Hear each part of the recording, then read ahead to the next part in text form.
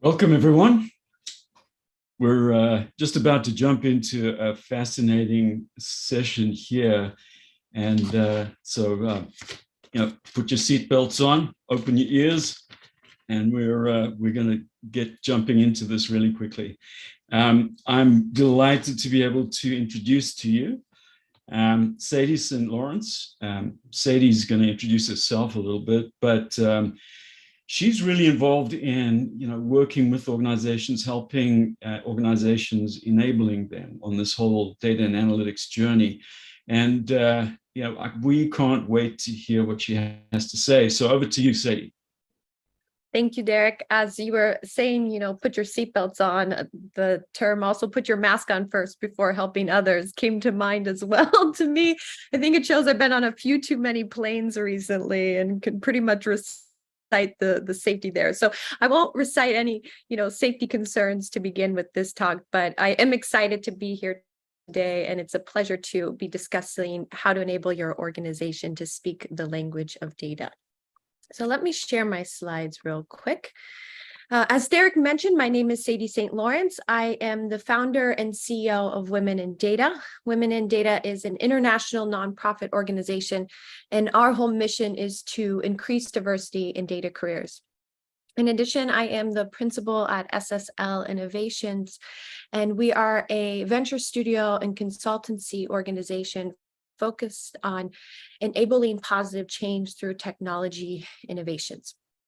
And so for the past 10 years, I've got to speak the language of data, and I'm continuing to increase my own fluency in the language of data. And so today I'm so honored to be with you and to be sharing some of the things I've learned along the way and how each of us can put our own mask on first to speak the language of data, but additionally then enable others in our organization to speak the language of data. Recently, I've had the opportunity to spend some time in Europe, and as Derek and I were catching up beforehand, our love for Africa and spending some time in Kenya, Nairobi, through Women in Data's Data Journey events. And one of the things that I realized as I visited each of these countries is, well, I went to Barcelona and did not speak very good Spanish to get by. What I did recognize is immediately when I went to the Women in Data event, we all could converse on the same level because we all spoke the language of data. We could easily converse in regards to the tools we use, the techniques we use, the insights we use. And then as I traveled to Nairobi, Kenya, again, my Swahili was not very good. We had a common bond through this language of data. And so today, what I want us to be able to do is to be able to find a way to find that common bond within our organization so that we can not only converse, but then enable data-driven decision-making. So you may be asking yourself, Sadie, when you say speak the language of data, this reminds me quite a bit about data literacy. And so when we talk about data literacy, I want to not only first define that, but share a little bit how the language of data is an evolution of data literacy and why we need to evolve our thinking in terms of data literacy. So a simple definition of data literacy, as many of us know, is the ability to read and understand, to ask questions, and to be able to work with data. And while this is a quite broad definition, I think it's helpful when we pull back the layers of the definition of data literacy to look at what are those key skills and components of data literacy. So as most of us know, the first aspect of data literacy is to understand data, recognizing what data is, how there are different types, how it's typically collected and processed. As many of us became data professionals, one of the first skills we learned in coding was the different data types, right? And so understanding data is the first fundamental key to data literacy. The second then is once we understand the data, we often have to shape this and mold this to be able to get insights out of it. And so that is where data analysis comes in, right? The skills to process, to interpret, to draw conclusions. And while data analysis is helpful, it goes without saying that a picture is worth 1,000 words, right? So while it is difficult for humans and the way our brain is constructed to look at rows and rows and columns of data and understand what it is, we put it into visualizations and pictorial representations to be able to make sense of this information. And so a key component of being data literate is data visualization. And then fourth, statistical literacy, right? While we may analyze the data and visualize it, we also need to understand how do we apply statistical techniques to better interpret this. And all of these are a fundamental and very valuable skill. One may even argue if you have these skills, you are in the top % of the job market. But none of these skills are worth anything if it doesn't lead us to making data-driven decisions. And this is the proficiency to be able to utilize that information to make strategic decisions, assess outcomes, and make adjustments. So when we look at these skills, I think any of us as chief data officers or data professionals would argue these are skills that we ourselves have, but also are working to enable within our organization. However, many of you have, I'm sure, seen the news of a new AI tool coming out each and every day with new capabilities. And since the 4th day of ChatGPT's release, I was enthralled and fascinated. It had been so long since I had seen a tool that delighted so many users, but allowed me now to converse with my friends and my family who had no care for what AI was or data was, and was using this tool that I also used and finding joy and insight from it. And as I started to use these tools more and more, I started with simple questions, as I think many of us do, such as, can you edit this for me? And can you provide information for me on this? And then I started to wonder, what if it could do some of the capabilities that I asked my analysts to do? And so over the past few months, we've seen new add-ons to tools such as Bard and ChatGPT and Clyde. And one of these new capabilities that I've added on has quite amazed me. So we started with a blank Excel file of data, actually a CSV file, and I gave it the CSV file. Given my concerns with security, I pulled a file of a public data source to test this out, and I asked it right away whether it could interpret what the columns of the data meant and create data definitions for me. Now, this is a common problem. How often do we get access to data without data definitions? And quickly, it was able to provide and infer data definitions from the information that I gave it. While all of the definitions were not 100% accurate, it sped up the process of what a data governance team may do by roughly 60%. But where I started to get really amazed was then what happened when I asked it to start to analyze the data and visualize the data. So some of the data I gave it was Tesla stock prices, and you can see that here in the graph that's visualized and is an output from ChatGPT's code interpreter. And what I was so surprised by was, one, how fast it was able to analyze the data, to visualize the data. If I wanted it, it provided me the code from it in matters that I hadn't ever received from an analyst. And not only did it analyze the data and visualize the data, but then I asked it to now create a predictive model, and it was able to provide trend lines for where they thought the stock price was going to go. And then I started to get in a conversation with this model and asked it to provide me recommendations. And while each was not a perfect recommendation, what I was surprised by was the accuracy and efficiency of this. And so I think it's fair to say, and while it may sound a bit counterintuitive or tricky, is AI is already data literate. And what do I mean by that? The AI tools that we use today can already do many of the data literacy skills that we are trying to enable in our organization. So when we look back at the key skills of data literacy, such as understanding the data and data analysis and visualization and statistical literacy, These are all capabilities that are built in to a lot of the large language models that we see today through different add-ons and plugins. The last one, in regards to the data-driven decision-making, while this is not available today, I estimate that it will be available roughly in 2 to 5 years.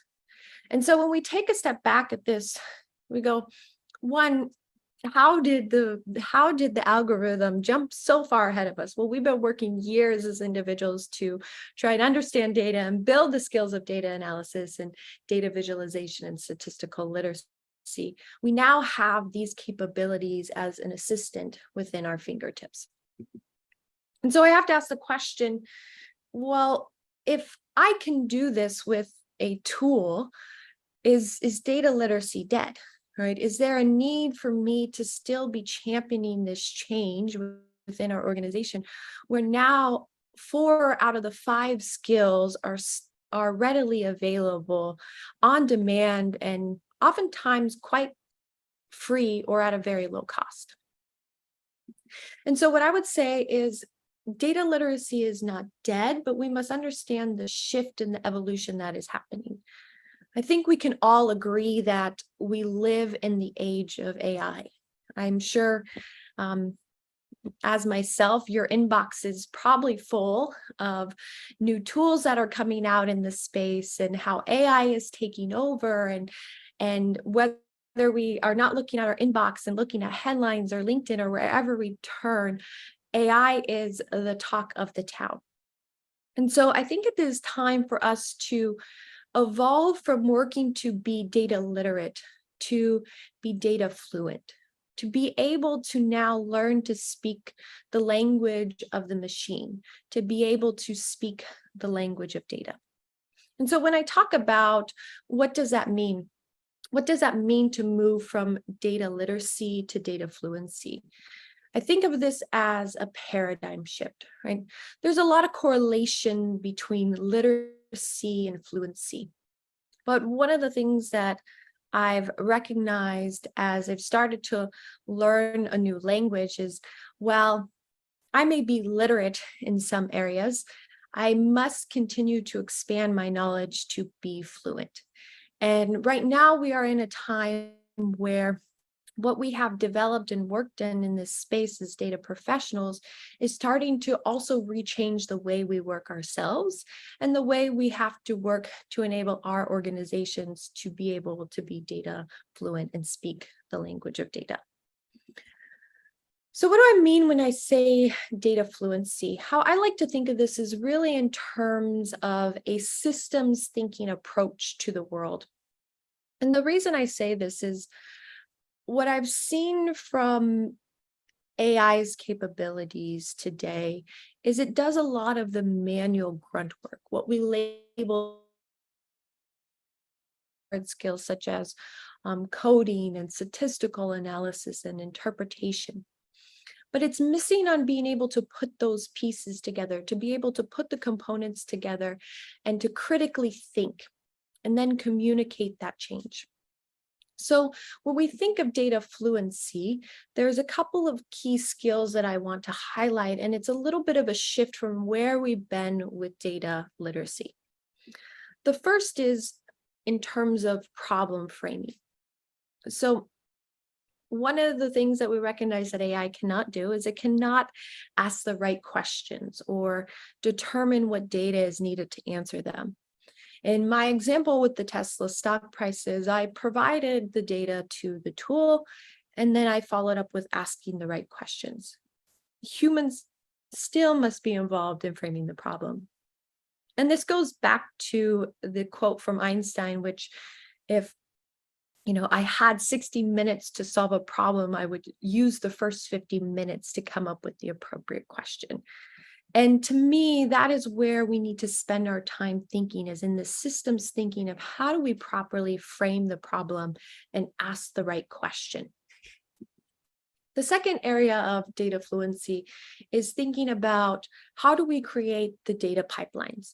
And what I mean by this is not necessarily in the aspect of data engineering, well, that is still a very valuable skill, but more so in regards to the data pipelines of our business processes, the data pipelines to the data products that we are building. As anyone who understands data product management, they know that the key differentiator for their business is their data. And so what we need to be able to do as individuals who are fluent in data is to be able to think about how do we create products that enable new data for a competitive advantage for our business? And how do we create those business processes and the pipelines to be able to feed this information into the enriching algorithms that will provide us that competitive advantage? The third area is in terms of validating the insights. And while many of the AI models that we use today are very accurate and very helpful, none of us have allowed AI to fully run our business without human oversight. And so there is still a need for individuals to be able to not only validate insights, but validate those insights with the business understanding, to validate the insights with questions and the potential biases that may arise from some of these systems. I think all of us who have worked in this space understand and know that while we could have access to multitudes of data, sometimes the best piece of information is a conversation with our colleague, that qualitative information and understanding of the business. And so while we may be able to connect a lot of these autonomous machines to our data to analyze it and provide insights, we as humans still have such a valuable skill in being able to provide that qualitative information and are still needed to validate these insights. And that goes without saying, humans are still needed to share insights. It is still storytelling, and that is what keeps us alive as a society and as a species. And humans must communicate these insights from AI to the decision makers to clearly and meaningfully drive this impact. And as we begin to share these insights, I think what we all recognize is that not only do you have to share the insight, but as chief data officers, we have to be those champions of change. We have to be those change agents who understand the insights and can provide strategic influence to initiatives and policies and understand how to leverage that technology. So when we dive into the traditional skills of data literacy, while still quite valuable, I think you'll see when we start to think of data literacy beyond literate or illiterate and a black and white, and start to think of it as fluency as this continuum, we must start to think this way because how we work in this space is rapidly changing. So how do we begin to enable this fluency within our organizations? One, I think it's helpful to understand that we are all data people. And when I say all, I mean all. Even the team who in your organization, you just so wish they would start to use data to make decisions and stop shooting from the hip to see what they may hit from randomly making correlations. But what I've come to understand as I take the time to have conversations with individuals from all walks of life is that everyone uses data in some aspect of their life, whether they recognize it or not. Whether they are a fitness enthusiast and they're keeping track of all their steps and their time in marathons, they're using data to better improve their life. Whether they love lifting and weightlifting and keep track of their personal records, they're using it to continue to improve. Some of the best data people I've met are individuals who love sports and playing fantasy sports. And when I really take the time to have conversations with people, give me an hour and I will find some way that they are a data person and love data in their life. And this is a key fundamental step as we work to increase data fluency in our organization, is to recognize that everyone has some level of data literacy. Our job is just to increase that fluency for them.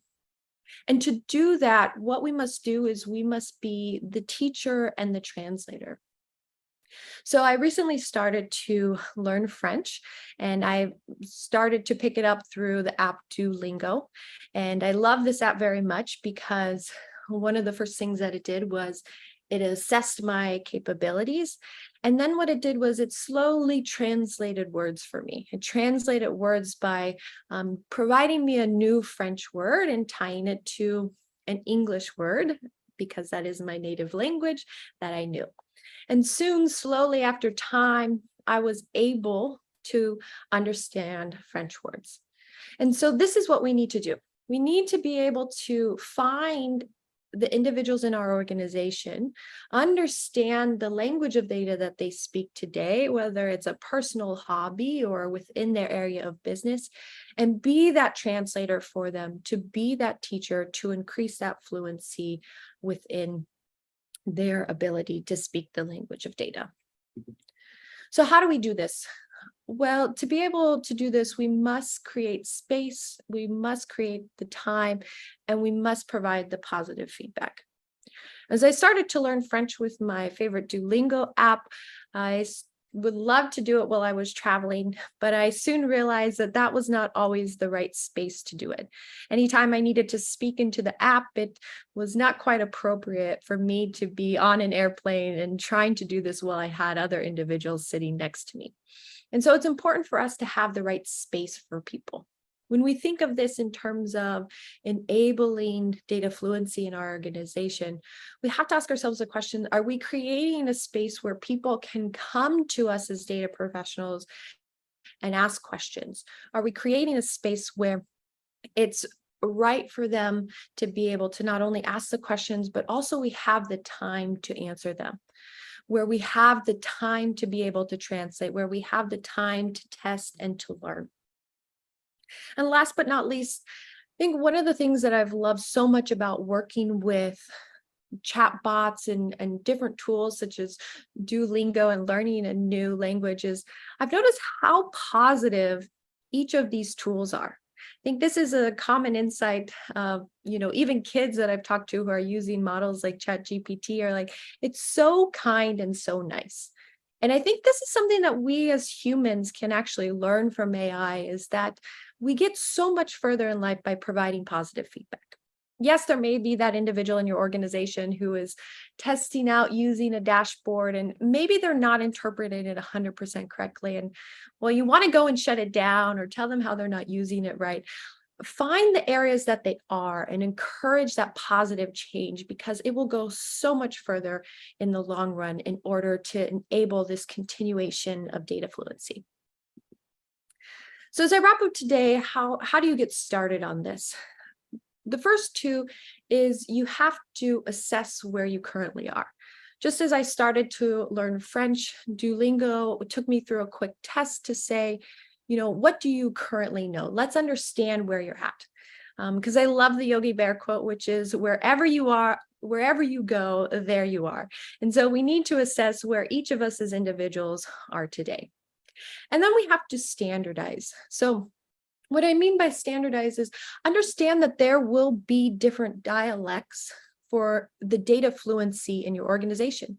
The dialect in the finance department may be different from the marketing department. One of the things that I love about Kenya is, while the national language is Swahili, almost everyone there spoke their own local dialect. And this reminds me quite frequently of how we work in organizations. Well, we may have a standard, allow for different dialects to evolve within your organization, particularly based on the different areas of business and the different business domains. And then it goes without saying that data fluency is a continuation. It is a continuation of upskilling and maintaining our skills, not only because new tools are coming out constantly, but how we work is also changing. And so again, back to make sure you put your own mask on first.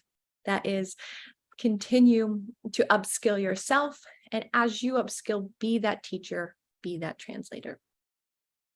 So I hope this is encouraging to you to not only increase your fluency as a data professional and as a leader in this space, but get excited about the changes and the evolution of how we evolve in data literacy to continue to increase our fluency, because it is such a exciting time to not only speak the language of data, the language of machines, to work alongside machines, but to speak the language of data in our organization, because it truly is the language of insights and the language that enables progress.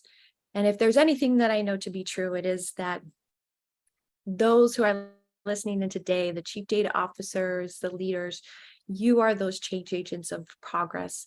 And together we can all be the positive progress of change by speaking the language of data. Thank you. And Derek, I will hand it back to you. Super. Well, thank you very much, Sadie. That's fascinating. Really like the idea of the transition between literacy and into fluency. There you go.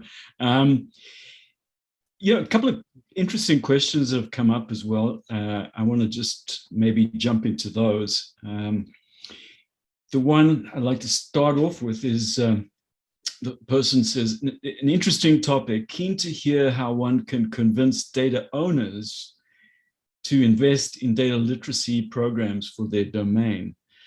Because obviously it costs money, everything costs money.